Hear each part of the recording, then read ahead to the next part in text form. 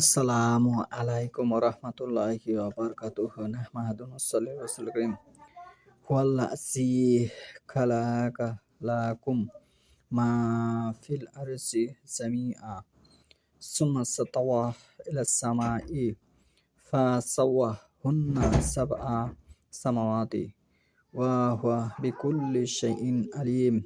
সূরা বাকারা ২৯ নম্বর আয়াত। সূরা বাকারা ২৯ নম্বর আয়াত। আজকের বক্তব্যের বিষয় হলো, অনেক মানুষ আছে যে তারা বলে শেষ নবী হযরত মুহাম্মদ সাল্লাল্লাহু আলাইহি ওয়াসাল্লামকে সৃষ্টি না করলে কিছুই সৃষ্টি করা হতো না। তাদের এই ভ্রান্ত কথা, এই বাতিল কথার জন্য আজকের এই বক্তব্য। সূরা বাকারা ২৯ নম্বর আয়াত পড়ে দেখুন। সেখানে বলা আছে, তিনি সেই মহান সত্তা যিনি তোমাদের জন্য পৃথিবীর সবকিছু সৃষ্টি করেছেন। তোমাদের জন্য পৃথিবীর সবকিছু সৃষ্টি করেছেন। তারপর আসমান সৃষ্টি করেছেন, ৭ আসমান সৃষ্টি করেছেন। তিনি সবকিছু ভালোভাবে জানেন।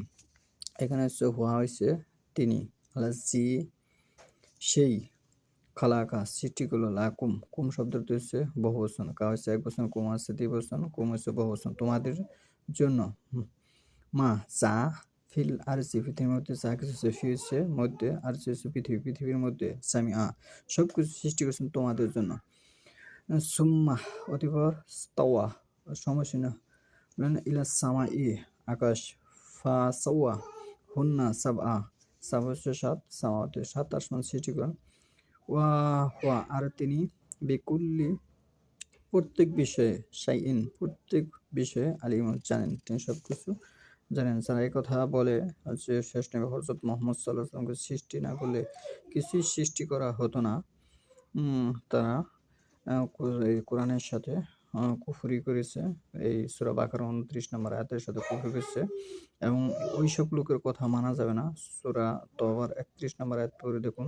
যারা ওহী ব্যতীত কথা বলে, ওই সমস্ত আলেমের কথা মানা যাবে না।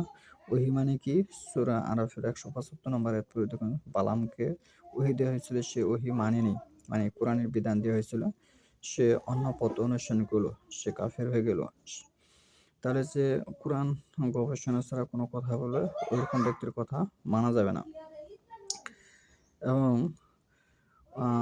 আরেকটা বিষয় এখানে না বললে নয়, ১৮ নম্বর সূরা কাফের ৮০-৮২ নম্বর আয়াত আপনি পড়ে দেখুন।